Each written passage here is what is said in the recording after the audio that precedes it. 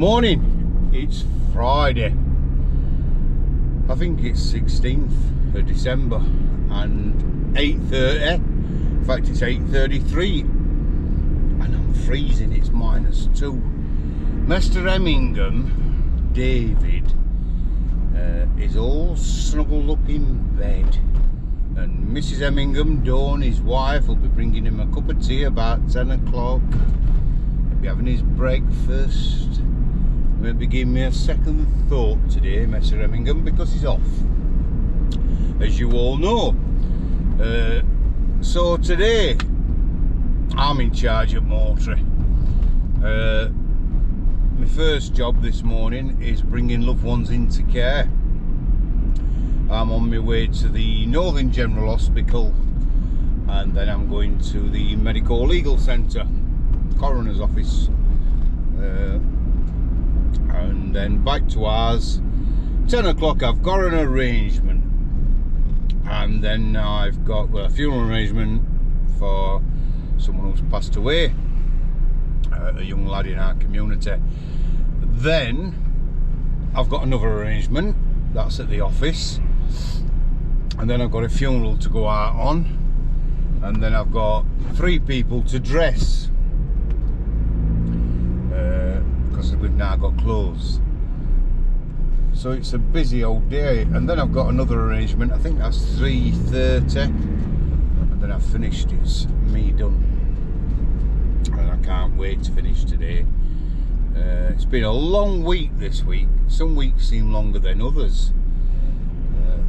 I think it will with Kyle's funeral being on Tuesday. It just strange, doesn't it? So it zaps you. And other funeral directors who watch it will probably agree with me. Doesn't just affect you on that one day, it has a knock-on effect. Although you've got to carry on and do what you do, it's still there with you. So this morning, and in between all that, I'm going, there's a little shop next door to us, a little like community shop. It's run by people in community, and they have clothes in it and all sorts that they sell, not for much money. They don't earn a deal of money out of it. They cover the costs, rent and stuff like that, because Sheffield Council, well, it's not Sheffield Council, it's ACES, charge them rent for this community shop. You can't believe it, can you? Anyway, let's not moan about that. So they earn a bit of profit. Jane Russon, she runs it, and her and Jean Mitchell, 2 amazing ladies in our community.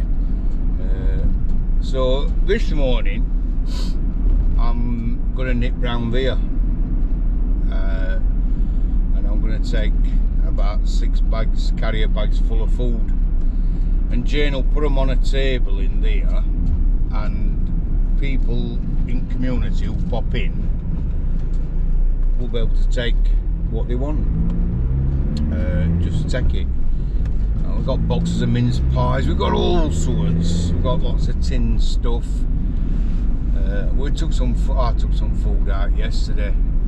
As you know, I were on chapel duty last night, while quite late on.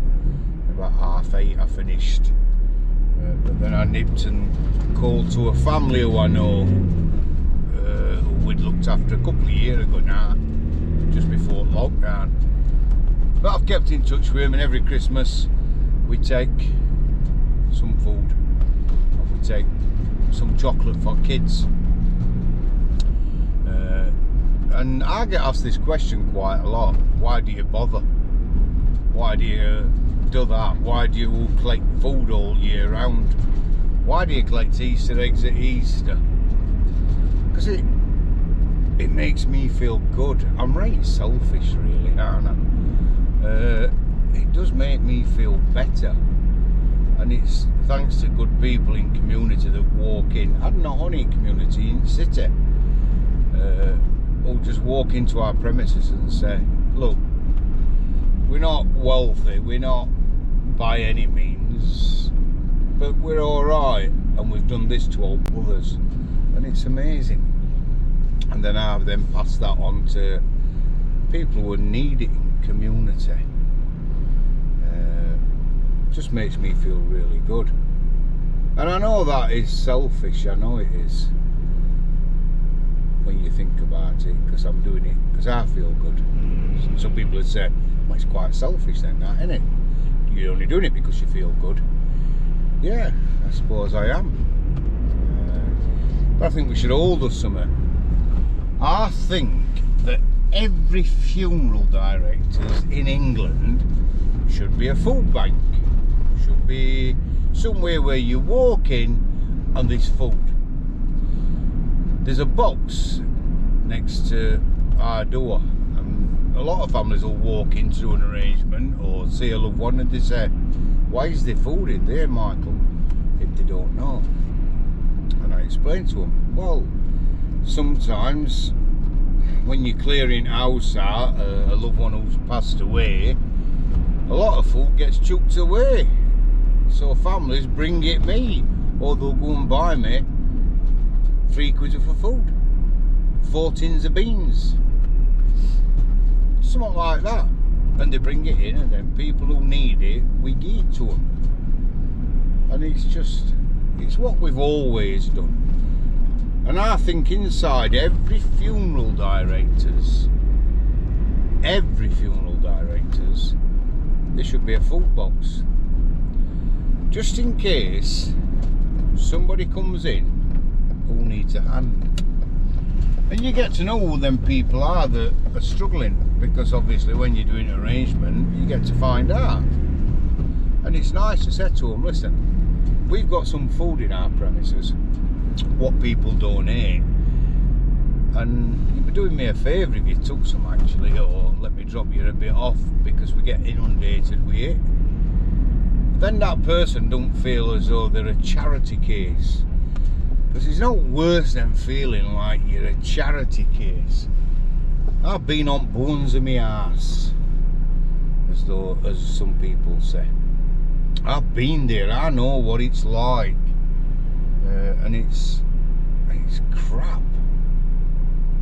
So it's just nice just to help people who are on bones of their arse.